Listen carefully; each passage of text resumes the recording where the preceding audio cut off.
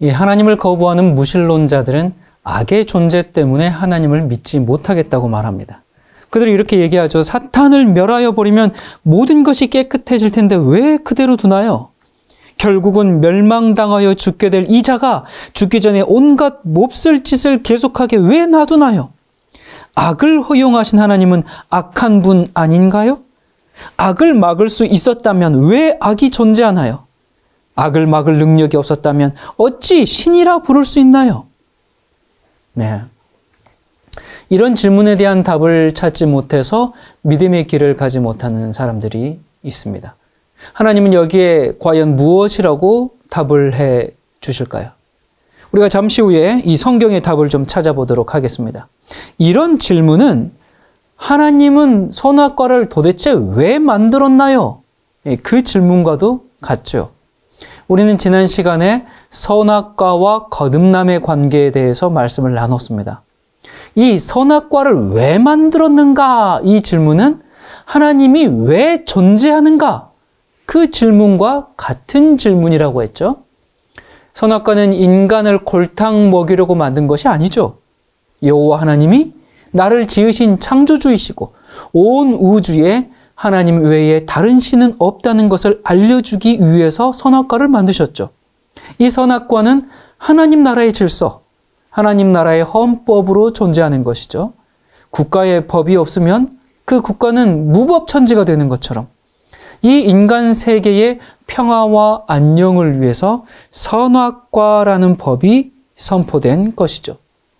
여러분, 우리가 한 나라의 국민으로서 자유를 지키면서 살 수 있는 그 유일한 길은 법을 지키면서 사는 겁니다. 나는 자유를 포기할 수 없어. 나는 내 마음대로 자유롭게 살 거야. 법은 필요 없어. 그렇게 살면 어떻게 됩니까? 가지고 있던 자유마저 잃어버리고 감옥에 갑니다. 마찬가지로 하나님의 법을 무시하면 하나님이 주신 생명을 잃게 돼요. 맞습니까? 자, 그런데 오늘날 많은 교회들이 이제는 예수님을 믿으니까 계명을 지키지 않아도 된다 그러는 사람들이 좀 있는데, 이건 누구 얘기라고 했어요? 그건 에덴 동산에서 뱀의 말과 같습니다. 무슨 논리예요? 너희 아빠는 대통령이니까 너는 법 안 지켜도 돼. 그런 논리거든요. 근데 그런 말에 속으면 안 됩니다. 대통령 아들이라도 법을 어기면 어떻게 됩니까? 구속돼요.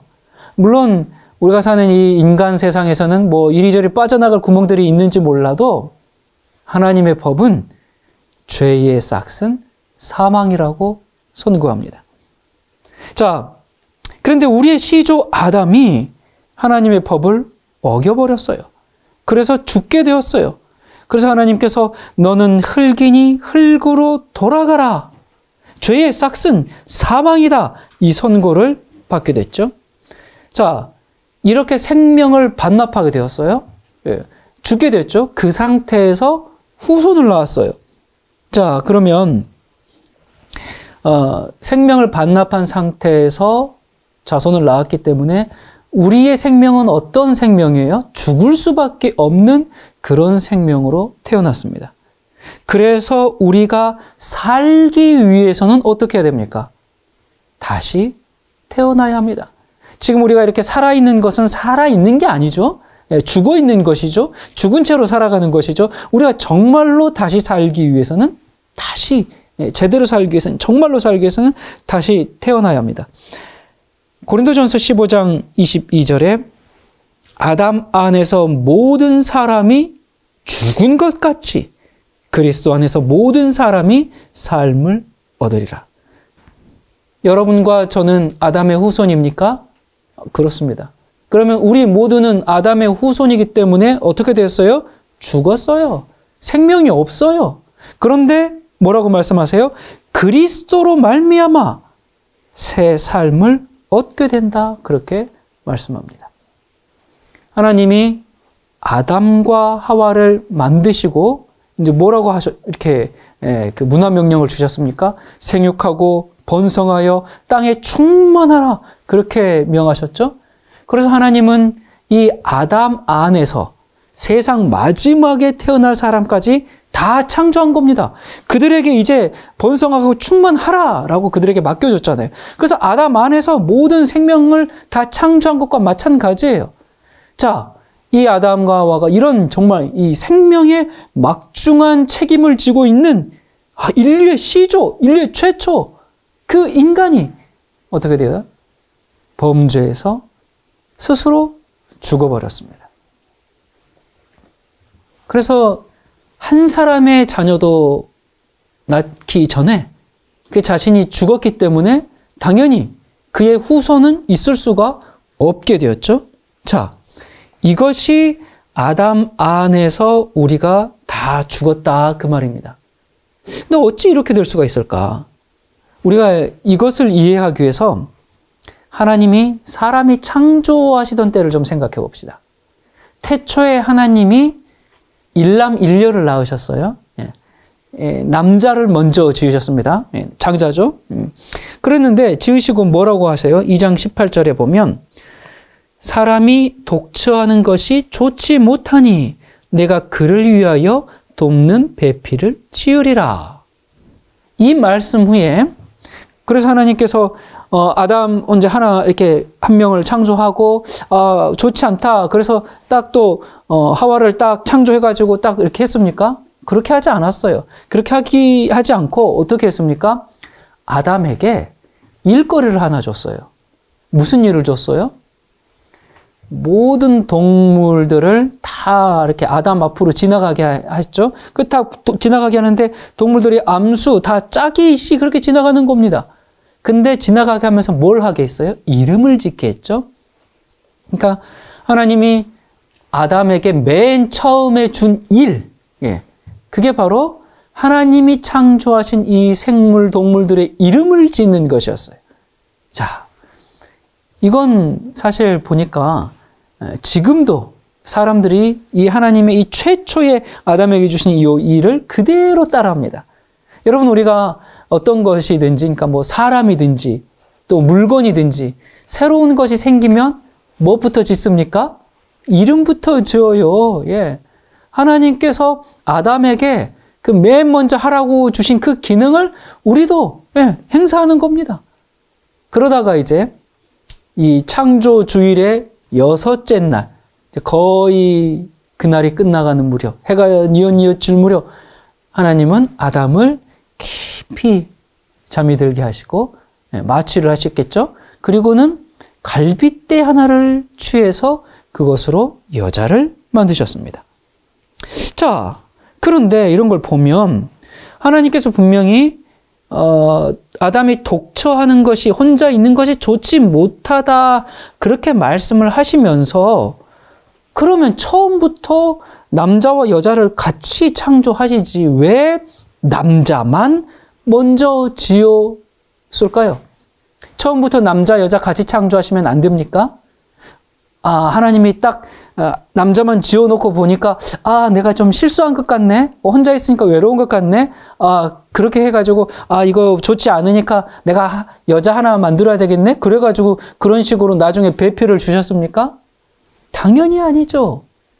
하나님이 몰라서 하나님이 실수로 그렇게 늦게 여자를 창조한 게 아니죠. 그게 뭐예요? 좋지 못하다고 하면서 왜 남자만 한 명만 먼저 지었을까? 하나님의 계획에 의해서 그렇게 한 것이 틀림이 없습니다. 자, 그렇다면 그 이유가 뭘까요? 왜 그렇게 하셔야만 했을까요? 왜 그랬냐면 이 생명의 시작을 분명히 하기 위함이었어요. 자, 그게 무슨 얘기인가? 하나님이 아담을 흙으로 만드시고 그 코에 생기를 불어 넣으심으로 생명, 곧 생명의 존재가 되게 하셨어요. 근데 여자는 흙으로 만들었다는 기록이 없고 대신에 뭘로 만들었어요? 그렇게 만든 남자의 옆구리에서 갈빗대 하나를 취하여 여자를 만들었다라고 성경은 얘기해요. 자, 남자의 옆구리에서 갈빗대를 취하였다. 이게 무슨 뜻일까요? 이것은 남자에게서 체질과 그 생명을 취하여 내었다는 뜻이거든요. 그러니까 하나님이 단순히 그냥 아담의 갈비뼈 하나만 이렇게 빼낸 게 아니라 아담에게 그 불어 넣어주신 그 생명을 나누어 내신 겁니다. 그래서 여자의 생명은 하나님이 아담에게서 나누어 받게 하셨어요. 자, 그러므로 여자는 누가 낳았습니까? 남자가 낳았습니다. 우리 자매님들 동의하고 싶지 않을지라도 그것이 이 창조와 구속의 원리예요. 그리고 성경도 이 사실을 이렇게 확인해 줍니다. 고린도전서 11장 8절에 남자가 여자에게서 난 것이 아니요 여자가 남자에게서 났으며. 예. 그리고 창세기 2장 23절에 아담이 이르되 이는 내 뼈 중에 뼈요 살 중에 살이라 이것을 남자에게서 취하였은즉 여자라 부르리라 아니라. 여러분이 여자라는 말의 뜻이 뭔지 아십니까? 예. 히브리어로 여자는 이시아이고 남자는 아쉬라고 하는데 이 말의 뜻은 남자에게서 나왔다라는 뜻입니다. 남자가 없었으면 여자는 없었습니다. 마치 부모님이 안 계시면 자녀가 있을 수 없는 그런 이치와 같은 거죠. 창조주 하나님께서 생명을 낳는 일을 누구한테 주신 거예요, 지금? 남자에게 주셨습니다. 그래서 옛말에 아버지 날 낳으시고 어머니 날 기르시니라는 말이 있죠. 이건 참 성경적으로 맞는 얘기입니다. 생명은 남자에게서 그의 후손에게 전해지는 거예요. 그래서 이걸 확실하게 가르치시기 위해서 하나님께서 에덴에서 남자와 여자를 같이 만드는 게 아니라 남자를 먼저 지으시고 그 다음에 남자에게서 그 생명력을 취하여서 여자를 지으신 그 이유입니다.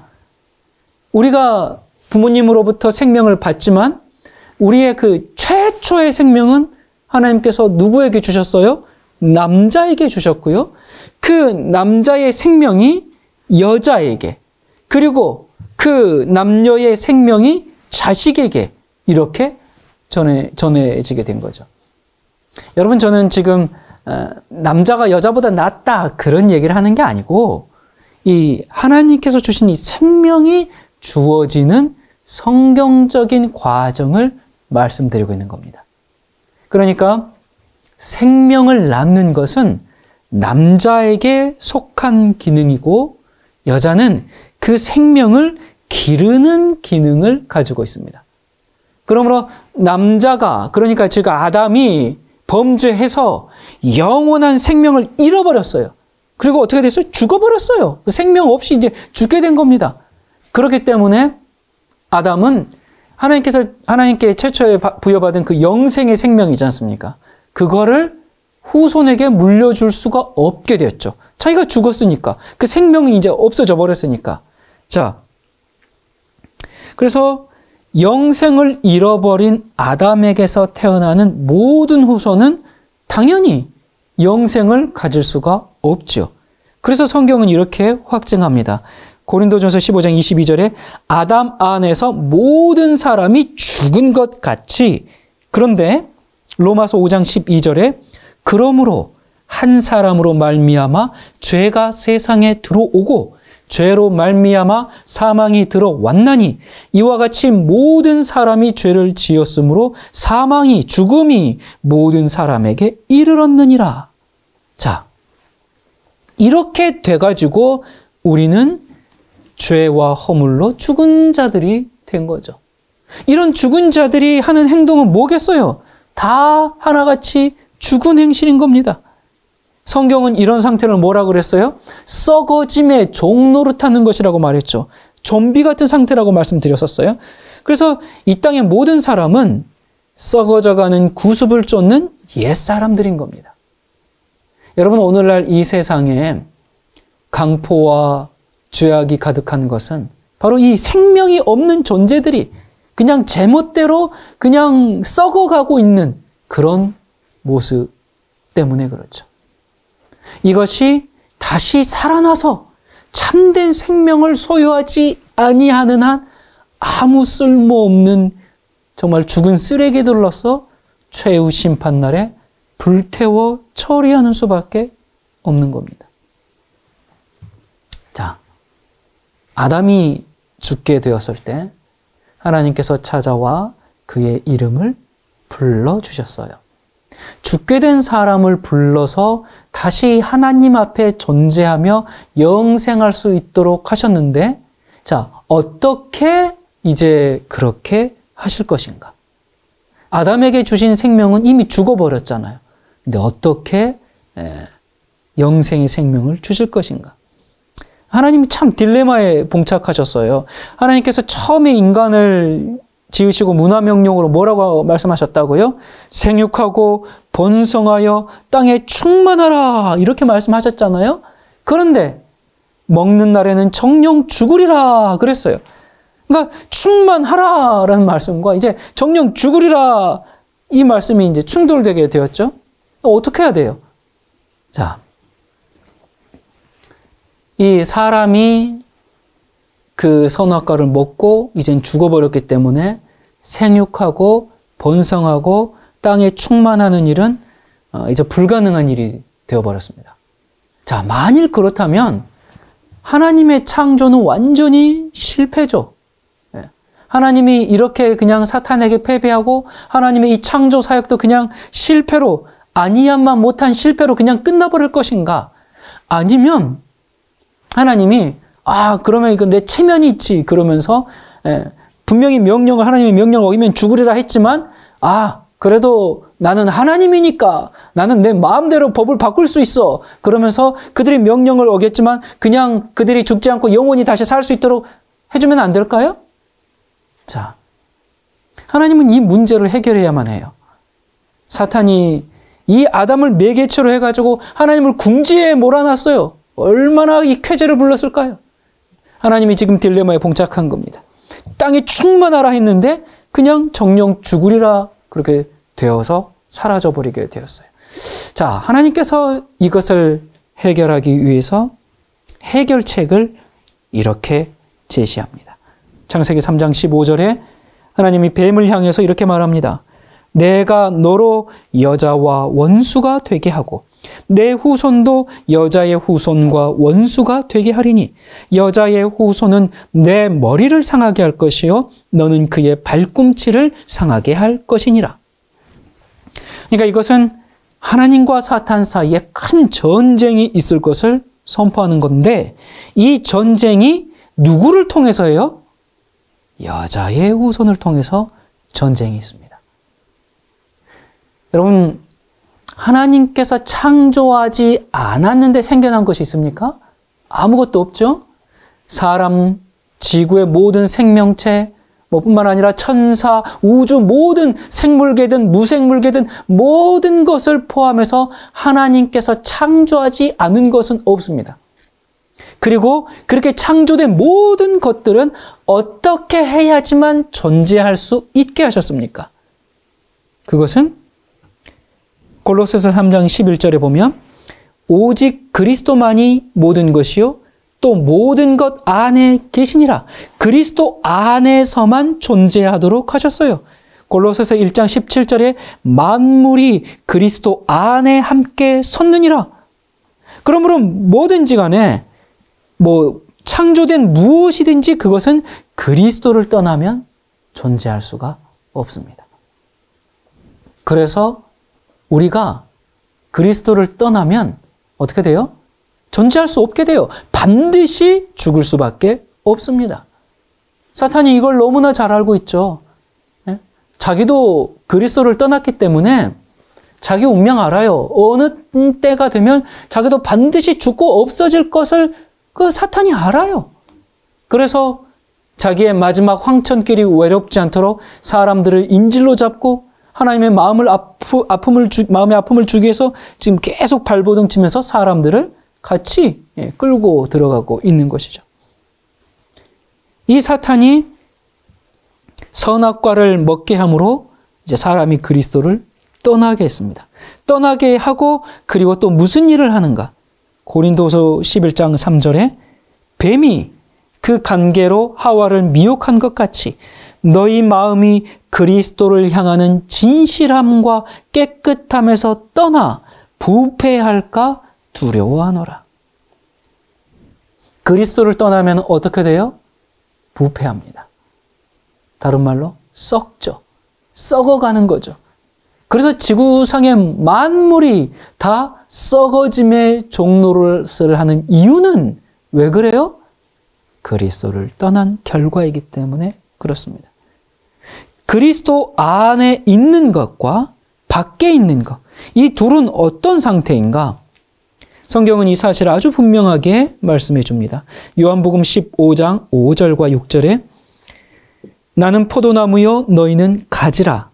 그가 내 안에 내가 그 안에 거하면 사람이 열매를 많이 맺나니 나를 떠나서는 너희가 아무것도 할 수 없음이라. 사람이 내 안에 거하지 아니하면 가지처럼 밖에 버려져 마르나니 사람들이 그것을 모아다가 불에 던져 사르느니라. 여기 그리스도 안에 있으면 어떻게 됩니까? 풍성한 열매를 많이 맺어요. 근데 그리스도를 떠나면, 그리스도 안에 거하지 않으면 어떻게 돼요? 버려지고 그 다음에 말라버려요. 마른 풀이 됐으니까 버려진 마른 풀을 어떻게 해요? 모아다가 불에 던져 살라요. 여러분, 우리가 이런 말씀을 볼 때 그냥 하나의 글자로 읽어서는 안 됩니다. 우리가 그리스도 안에 있지 않고 그리스도를 떠나면 불에 던져 사르느니라. 회개할 수 있는 기회가 있을 때 우리가 죄를 그치고 주님께 돌아와야 하죠. 여러분, 주님께 돌아온다. 그게 뭐 교회 안 다니고 저기 세상에서 마음대로 사는 사람들만이 아니에요. 교회 안에 있으면서도 주님을 떠난 사람들이 너무나 많지 않습니까? 주님을 믿는다고 하면서도 돈을 더 사랑하고 정욕을 더 사랑하고, 이 그리스도에게 속하지 않으면 누구에게 속한 거예요? 사탄에게. 사탄은 지금 어떻게든 사람들을 그리스도 밖으로 나가게 하려고 끄집어내려고, 그리스도 안에 있는데 막 끄집어내려고 사람들에게 이런 유혹 저런 유혹 저런 시험해서 계속 밖으로 나가게 하도록 총공격을 다하고 있어요. 우리 눈앞에 성공을 보여주고 각종 보암직하고 먹음직한 그런 유혹들을 제공합니다. 속지 말아야 합니다. 사탄에게 속한 모든 것은 불태워 죄가 되게 할 것입니다. 여기 그리스도를 떠나는 것, 그것은 이제 내가 그리스도를 떠나서는 하나님과 상관없이 내 마음대로 살겠다, 그거잖아요. 그러니까 그것은 곧 그리스도를 떠나는 것은 내가 하나님과 상관없이 내 스스로 존재하겠다라는 주장인데, 여러분, 피조물이 스스로 존재할 수 있습니까? 없어요. 만약에 그리스도를 떠나서 스스로 존재할 수 있다면 그도 하나님이 되는 겁니다. 사탄이 인류의 시조를 최초로 유혹할 때 뭐라 그랬어요? 너희가 하나님을 떠나면 하나님과 같이 된다. 이거였거든요. 그러니까 하나님을 떠나라고, 그 법을 어기라고, 하나님과 같이 된다고, 그 떠나면 너희 하나님이 된다니까? 사탄이 에덴에서 인간들을 그렇게 유혹하기 전에 자기가 먼저 하늘에서 그렇게 반역을 시작했습니다.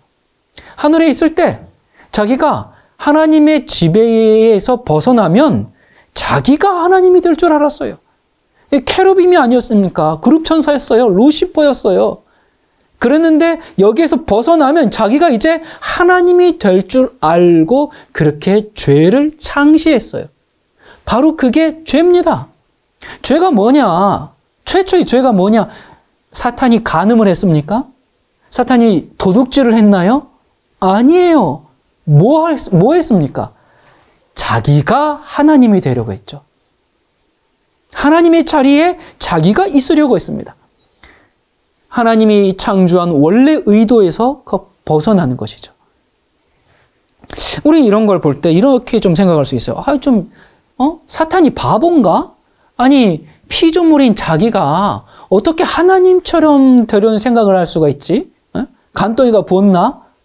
그런 생각을 우리가 할 수 있는데, 그런데 여러분, 하나님께서 우리에게도 끊임없이 말씀하시고 호소하시고 경고하시지만 우리는 어떻게 하고 있습니까?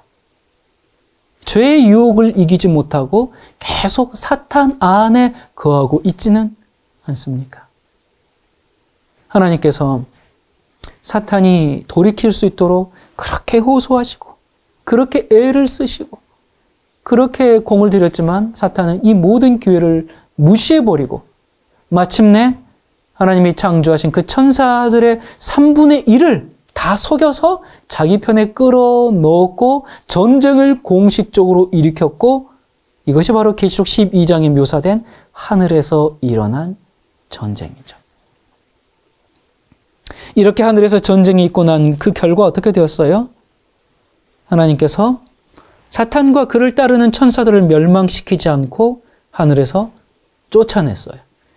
유다서 1장 13절에 보면 사탄은 이제 유리하는 별이 되었어요. 떠돌아다니는 신세가 된 겁니다. 이렇게 이제 쫓겨나가지고 이곳저곳 하늘에서 쫓겨나서 여러 행성들을 돌아다니면서 자기 거할 곳을 찾습니다. 하나님의 형상대로 창조받은 그 피조물 틈에 기생하며 살 곳을 계속 찾아다녔어요. 근데 어느 세계에서도 사탄을 용납하지 않았습니다. 이 모든 행성에는 다 선악과가 있었거든요. 선악과는 존재는 곧 하나님의 존재와 같은 것이기 때문에 그래서 모든 곳엔 다 선악과가 있었어요. 그런데 누구도 어느 행성도 하나님의 명령에 불순종하지 않고 하나님의 법을 지키면서 사탄의 그 유혹과 시험을 다 거절했어요. 그래서 사탄이 어디에서도 발붙일 곳을 찾지 못했어요. 그렇게 헤매면서 돌아다니다가 마침내 지구를 찾아왔습니다. 하나님과 하늘의 천사들과 온 우주는 이 지구의 두 남녀가 이제 어떤 선택을 하게 될지 숨죽여 지켜보고 있었습니다. 물론 하나님은 아담과 하와에게 이 사탄의 위험에 대해서 수차례 경고하고 당부하셨어요. 그런데 어떻게 되었습니까? 지구의 사람은 사탄의 제안을 받아들였고 사탄의 반역에 동참함으로 이 땅의 통치권을 넘겨주고 말았죠. 그래서 이 지구의 주인이 사탄이 되어버렸어요. 자, 그렇다면 왜 하나님은 사탄을 하늘에서 멸망시키지 않고 쫓아냈어요? 왜 그랬어요? 바로 이 하나님을 거부하는 무신론자들이 이 악의 존재 때문에 하나님을 믿지 못하겠다고 말하는데 그들은 물어요. 사탄을 멸하여 버리면 모든 것이 깨끗해질 것인데 왜 그대로 둬서 결국은 멸망당하여 죽게 될 이자가 죽기 전에 온갖 몹쓸 짓을 계속하게 두는가? 죄악 세상에서 고난 가운데 살아갈 일을 왜 만드셨는가? 악을 허용하신 하나님은 악한 분인가? 악을 막을 수 있었다면 왜 악이 존재하는가? 악을 막을 능력이 없었다면 어찌 신이라 부를 수 있는가? 예. 여러분, 악이 존재하는 이유는 하나님의 무능력하심 때문이 아니죠. 인류 역사가 마치고 이제 새 하늘과 새 땅에서는 악이 존재하지 않을 거예요. 만약에 악이 영원히 존재한다. 사탄이 영원히 존재한다. 그러면 진짜 하나님은 무능력한 분이고 악을 막을 능력이 없는 분이고 어쩌면 하나님이 악한 분일지 몰라요. 만약에 악이 영원토록 존재한다면 악을 영원히 두는 하나님이 선한 하나님이겠습니까? 그게 악한 신이지. 그런데 결국에는 새 하늘과 새 땅에는 이 악이 끝나요. 죄가 끝나요. 존재하지 않아요. 자, 그렇다면 언젠가는 그때는 악을 없앨 거라면 왜 지금 없애지 않아요? 아니, 애초에 하늘에서 없앴으면 됐을 것을 왜 그랬어요? 악을 없애기 전에 있어야 할 과정이 좀 필요하죠. 여러분, 우리가 살아가면서도 과정 없이 딱 결과만 제공하면 그게 아무리 좋고 아무리 합리적인 것일지라도 사람들은 온전히 받아들이지를 못해요.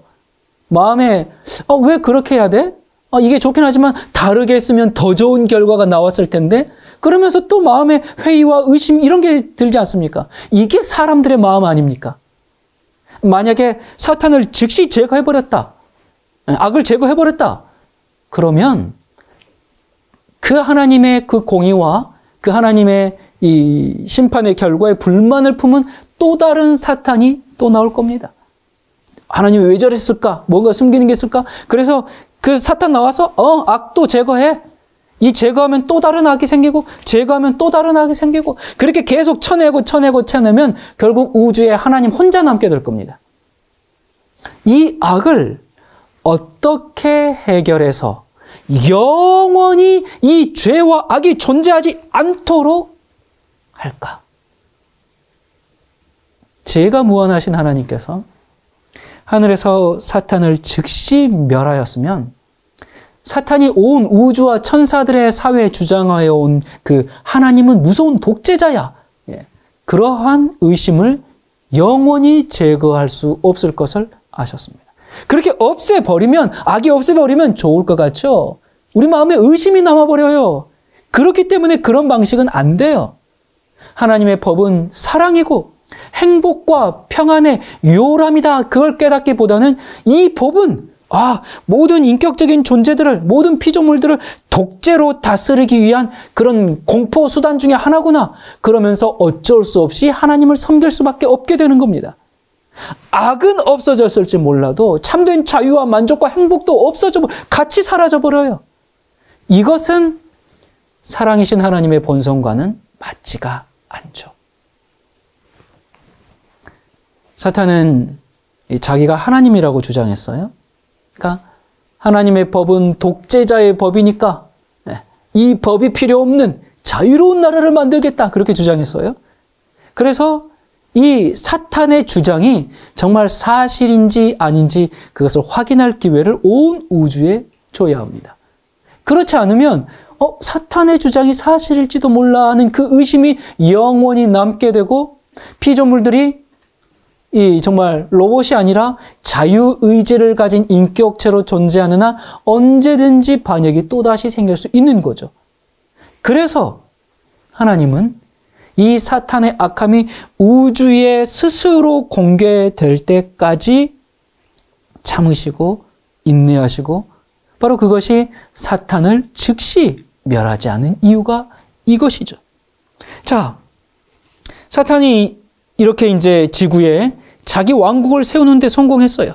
그래서 자기 말을 들으면 사람이 어떻게 된다? 사탄의 말을 듣고 그리스도를 떠나면 어떻게 된다 그랬어요? 하나님처럼 된다 그랬잖아요. 근데 어떻게 됐어요? 사람이 하나님처럼 됐어요? 아니요. 오히려 죽게 되었어요. 그래서 온 우주는 이 사탄의 주장이 거짓말이구나. 그걸 확인하게 되었어요. 자, 그런데 여기서 문제가 있어요. 확인하게 됐고, 그래서 사탄은 그렇다 치더라도 사람마저 다 죽어버리면 이거 진짜 하나님은 정말 아무것도 아닌 신이 돼버립니다. 이대로 인간은 멸망하고 마는 것인가? 뿐만 아니라 사탄이 자기가 사람을 유혹하고 그렇게 해서 또 범죄케 해놨잖아요. 그러면서 이제 또 뭐라 그래요? 너희들이 이렇게 될 수밖에, 너희들이 그 법을 범할 수밖에 없는 이유는 하나님의 법이 너무 가혹한 것이기 때문에, 인간이 감히 지킬 수가 없는 것이기 때문에 범할 수밖에 없는 거야. 이런 새로운 주장을 덧붙이게 된 거죠. 자, 이런 상황에서 어떻게 인간을 구원하고 하나님의 법은 사랑의 법이라는 것을 입증할 것인가? 바로 성경의 핵심, 구속의 계획이 바로 여기에 대한 답변입니다. 한 사람이 나타나서 이 모든 주장을 다 파하고 하나님의 사랑과 공의를 온전히 이루는 것입니다. 이것이 구속의 계획이고 이 일을 할 사람이 여자의 후손입니다. 그는 사탄의 일을 멸하고 죄와 허물로 죽은 사람을 거듭나게 해서 다시 살게 하고, 이 일은 하나님이 사탄과 싸우는 것이 아니라 하나님이 사람이 되어 사탄과 싸울 겁니다. 이 사실을 선포한 것이 창세기 3장 15절이에요.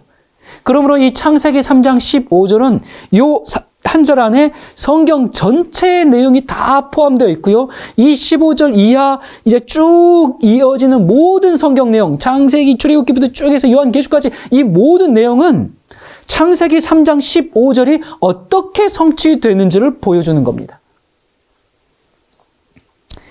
창세기 3장 15절은 예수 그리스도에 대한 세 가지 사건이 포함되어 있는 예언인데요. 첫째는 여자의 후손이 온다는 말씀이에요. 이것은 예수 그리스도께서 사람으로 탄생할 것을 예언한 것이죠. 둘째는 뱀이 여자의 후손의 발꿈치를 상하게 한다는 말씀입니다. 이것은 예수 그리스도의 고난과 십자가의 죽음을 예언한 것이죠. 셋째는 여자의 후손이 뱀의 머리를 상하게 한다는 거예요.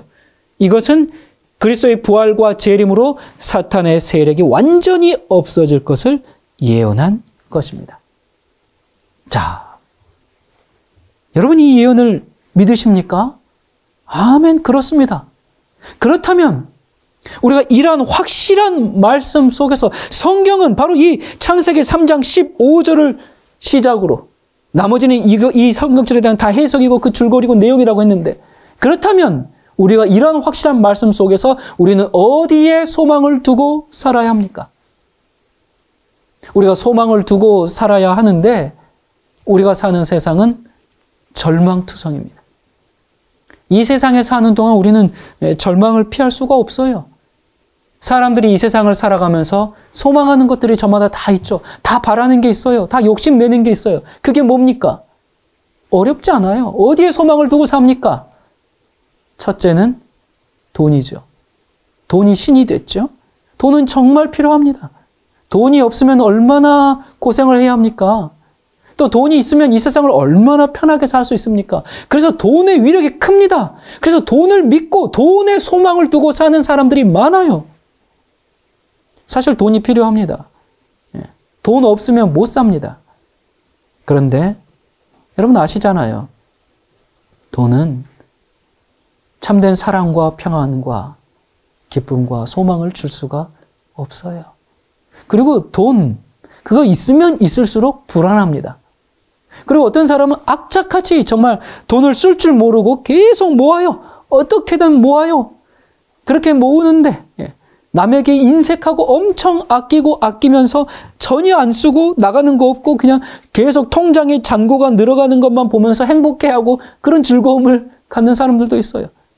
이 돈이 신이 된 거죠. 돈을 경배하는 거죠. 또 어떤 사람은 나 돈에 관심이 없어. 그럼 세상을 초월한 것 같은데 건강을 소망으로 삼고 사는 사람도 있어요. 모든 관심이 어떻게 하면 건강하게 살까? 거기에만 관심이 있어요. 좋다는 거 다 찾아다니면서 먹고 좋다는 거 다 해보고 건강하면 좋겠지만 여러분 건강도 우리의 소망이 될 수가 없어요. 젊은이는 늙는 것이고 늙으면 죽는 겁니다. 이게 순리예요. 이걸 거스릴 수가 없습니다. 여러분 우리가 이 건강이 날이 갈수록 어떻게 됩니까? 여기저기 고장나고 하나 둘 이렇게 풀려가면서 이게 우리 건강이 날이 갈수록 정말 소망으로 나아가고 있습니까? 아니요. 한 해가 지나갈수록 계속 절망으로 나아가고 있어요. 세상에 우리의 소망이 없습니다. 소망이 있는 줄 알고 막 쫓아가 보지만 막상 가보면 신기루 같은 거예요. 다 허무하게 사라져버립니다. 근데 솔로몬이 마지막에 이렇게 얘기를 합니다. 전도서 1장 7절과 8절에 보면 모든 강물은 다 바다로 흐르되 바다를 채우지 못하며 눈은 보아도 족함이 없고 귀는 들어도 가득 차지 아니하도다. 강물이 끊임없이 바다로 흘러 들어가요. 계속 빨아들입니다. 그런데 빨아들이고 계속 바다로 가는데 바다가 차고 넘치지 않은 것처럼 인간의 욕심도 똑같아요. 계속 빨아들이고 계속 부어도 아무리 쏟아붓고 아무리 채워도 그 인간의 욕심이 차지를 않아요. 계속 목말랍니다. 또 뭐라고요? 무엇을 봐도 아무리 많은 걸 봐도 만족하지 못하고 아무리 많은 것을 들어도 후련하지가 않고 그래서 한마디로 정의하죠. 뭐라고 합니까? 모든 것이 헛되도다. 여러분, 우리 자신에게도 소망이 없고 세상에도 우리가 소망을 둘 그 어떤 것도 없어요. 그럼 우리의 소망은 어디에 있습니까? 로또에 있습니까? 우리의 소망이 어디에 있는가? 로마서 15장 12절 13절에 열방을 다스리기 위하여 일어나시는 이가 있으리니 열방이 그에게 소망을 두리라 하였느니라. 소망의 하나님이 모든 기쁨과 평강을 믿음 안에서 너희에게 충만하게 하사 성령의 능력으로 소망이 넘치게 하시기를 원하노라. 예수님이 우리의 소망입니다. 그분으로 말미암아 소망이 넘쳐요. 하나님이 우리에게 소망이 넘치게 하는데 어떻게 그렇게 하셨어요? 여자의 후손으로 오셔서. 왜 그렇게 하세요? 우리를 사랑하니까. 전능하신 하나님이 나 대신 십자가를 지시고 죽기까지 사랑하신다는 이 사실에 우리의 소망이 있는 것입니다. 오늘 말씀 정리합니다. 모든 인류는 남자의 후손입니다. 하지만 예수 그리스도는 여자의 후손이죠. 우리는 아담의 후손이기 때문에 죽을 수밖에 없어요. 그래서 여자의 후손이 준 생명으로 다시 태어나야 합니다. 그리스도 안에 있으면 삽니다. 가난할지라도 참된 부를 누리면서 살 수 있어요. 하늘과 땅이 모두 우리 주님의 것이지 않습니까? 근데 그리스도를 떠나면 썩어짐의 종노릇하며 살 수밖에 없어요. 좀비로 사는 거예요. 그래서 우리는 지금 이 돌아갈 수 있는 은혜의 시간이 있을 때 회개해야 합니다. 또 하나님이 사탄을 즉시 멸하지 않는 이유는 우리를 위함이에요. 우리가 마음속에 의심의 구름 없이 하나님을 바르게 예비하고 참된 행복을 얻을 수 있도록 하기 위해서, 그리고 그 일을 위해서 여자의 후손이 오셨어요. 사탄은 우리를 끊임없이 유혹하지만 예수 그리스도 안에 승리가 있고 소망이 있어요. 여러분, 우리가 살다 보면 정말 힘들 때가 오죠.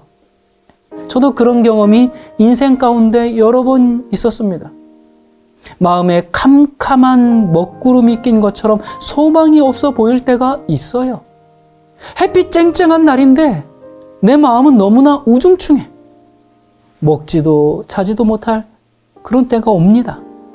너무 억울하고 분통이 터지고 너무 절망적인 그 순간, 우리가 십자가를 바라볼 때, 나를 사랑해서 나를 위해 십자가에 달린 그 주님을 바라볼 때, 절망 때문에 죽어가던 제가 십자가를 바라보고 살았어요.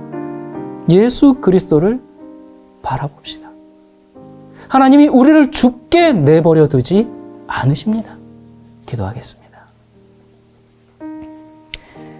은혜로우신 하나님 아버지, 우리에게 바른 믿음의 길을 보여주셔서 감사합니다.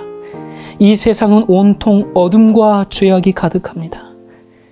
이런 세상 속에서 그리스도를 떠나면 죽는다는 사실을 기억하고 죄의 방황을 끝내고 속히 아버지 품에 거할 수 있도록 도와주시옵소서. 때로는 주님의 뜻대로 살기가 어려울 때가 있습니다. 마음에 번민과 갈등이, 근심의 구름이 우리를 덮으려 할 때가 있습니다. 저희를 긍휼히 여기셔서 십자가의 보혈의 은혜가 우리를 일으키고 오직 주께만 참된 만족이 있음을 가슴 깊이 사무치게 해 주시옵소서.